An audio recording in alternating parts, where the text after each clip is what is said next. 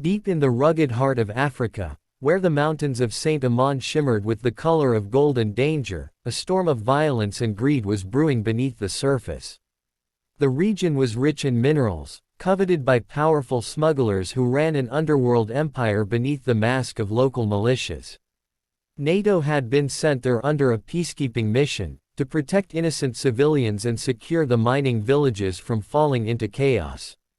Among the soldiers was a woman whose courage would one day be spoken of in silence and awe, Captain Ilara Mason, the medic who became a legend.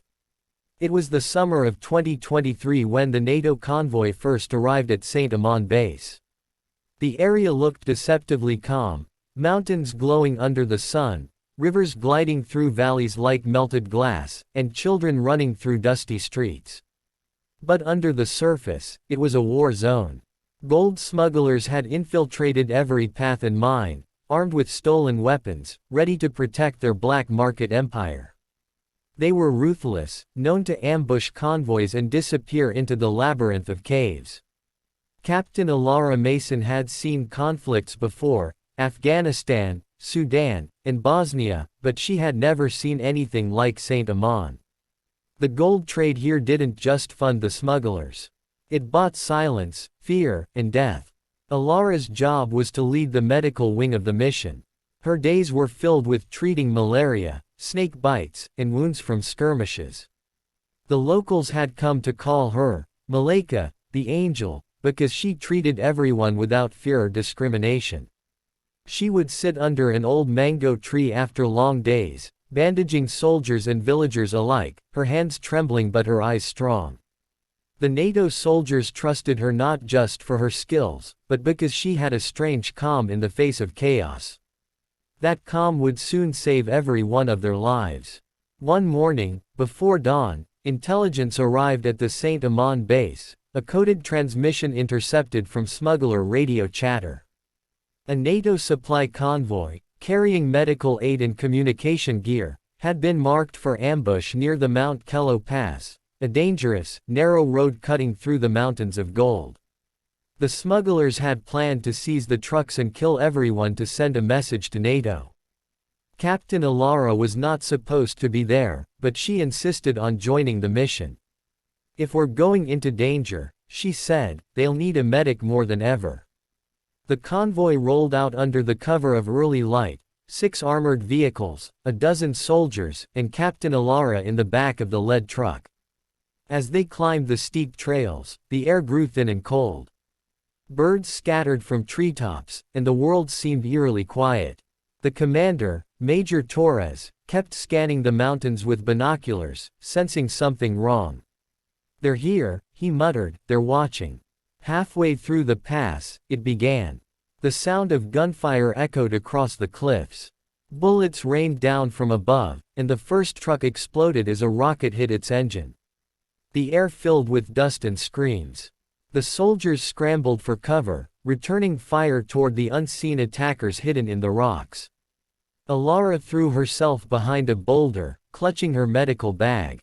Her hands shook as she pulled out bandages and morphine. "We're pinned down," shouted Sergeant Malik. "We can't move forward or back." The smugglers had surrounded them, blocking both exits of the pass. Minutes felt like hours. 2 soldiers were badly hit, one in the shoulder, another bleeding heavily from his thigh. Amid the chaos, Ilara crawled through the crossfire to reach them. Bullets cracked above her head, but she moved as if she couldn't hear them. She tore strips of cloth, pressed on the wounds, whispered prayers, and injected morphine. "Stay with me," she told one soldier as he slipped in and out of consciousness. She had no backup, no cover, just her will to keep them alive. Then came a deafening explosion. The rear vehicle was destroyed. Smoke billowed upward, filling the air with the bitter smell of fuel. The smugglers were closing in. They were well trained, moving like shadows through the rocks. Major Torres tried calling for air support, but the signal was jammed. Their radios were useless. That's when Ilara noticed something, a small shimmer of light reflecting from the northern ridge. She realized it wasn't just an enemy, it was a signal mirror. Someone was guiding the smugglers to the convoy. There was a traitor feeding them positions. The commander's face turned pale when she told him. "We've got to move, now," he said. "But the wounded can't walk." Alara looked at the two injured men and shook her head. "I'll stay," she said firmly. "You take the others and circle around. I'll hold this position." The soldiers tried to argue, but her voice was steady. "Go. That's an order from your medic." Major Torres hesitated for a moment, then nodded. "You're the bravest damn person I've ever met," he said before leading the others down a narrow ravine. Alara dragged the wounded men into a shallow cave nearby and hid them under her jacket. She tore open her radio and began rewiring it with parts from her medical torch and field scanner. If she could create a direct signal burst, she could alert the base even if the main channel was jammed. Her hands bled as she worked, the sound of footsteps echoing outside. The smugglers drew closer, shouting in Swahili and French. Alara could see their shadows on the cave walls. She held her breath, clutching her small sidearm. She wasn't trained for combat, but she knew she couldn't let them find the wounded. Suddenly, a smuggler entered the cave. His eyes locked on hers, surprise flickered across his face, but before he could raise his rifle, Alara fired once. The sound echoed through the cave. Her shot wasn't perfect, but it was enough. The man fell backward, and Alara whispered a trembling prayer. She pressed the improvised signal button. A single pulse of light and radio burst shot through the static. Then she waited. The smugglers outside were growing restless, shouting orders. The air filled with tension. Suddenly, the sound of aircraft engines thundered through the valley. NATO air support. Her signal had worked. The jets streaked overhead, dropping flares and smoke rounds. The smugglers panicked, scattering into the trees as the sky roared with the sound of rescue. Major Torres's team reappeared minutes later, leading reinforcements from the base. They found Alara still in the cave, cradling one wounded soldier's head, her face streaked with dust and blood. "You made it," Torres said, his voice breaking.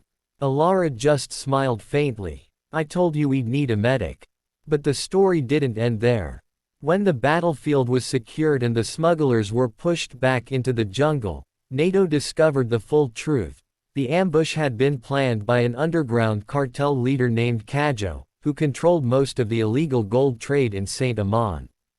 The man was known as the Ghost of the Mines. He had bribed locals, soldiers, and even foreign contractors. His operation smuggled tons of gold out every month, funding violence across 3 countries. Alara's quick signal had led to the capture of several key members of his network, and within weeks, the NATO intelligence division traced the entire smuggling route. Her bravery had not only saved 12 soldiers that day but had also dismantled one of the largest underworld networks in Central Africa. Yet Alara refused recognition. When journalists came to interview her, she simply said, "It was my duty. I only did what any soldier would do." But among her unit, her name became legend. The men she saved never forgot the sound of her calm voice in that storm of bullets. Months later, when the Saint-Amand mission ended, Alara returned home to England. She carried scars on her arm and memories that would never fade. One night, as she sat in her small garden, a letter arrived from Major Torres. It read, "If not for you, none of us would have seen another sunrise. You didn't just save us, you saved the mission, you saved Saint-Amand." She folded the letter and placed it inside her journal beside a small golden stone she had picked up from the battlefield. Not real gold, just a fragment from the mountains that had nearly taken her life. She kept it to remind herself of what courage truly meant. Not the absence of fear, but the strength to act despite it. Years later, a memorial was built at the Saint-Amand Pass, a plaque carved into the rock, overlooking the valley where so many had fought. It read, "To those who stood between greed and humanity, who fought not for gold but for peace. In honor of Captain Alara Mason, the Angel of Saint-Amand." Local villagers still tell her story around campfires. They say when the sun sets behind the mountains, and the sky turns gold, you can almost see her silhouette, the medic with a rifle in one hand and a bandage in the other, watching over the land she helped free. Captain Ilara Mason never returned to Africa, but her name became part of the legend of the Mountains of Gold, the woman who saved NATO soldiers not through power or weapons, but through courage, compassion, and an unbreakable will to save lives. And even today, soldiers who serve in peacekeeping missions carry her story in their hearts, a reminder that even in the darkest corners of the world, one brave soul can turn the tide of fate.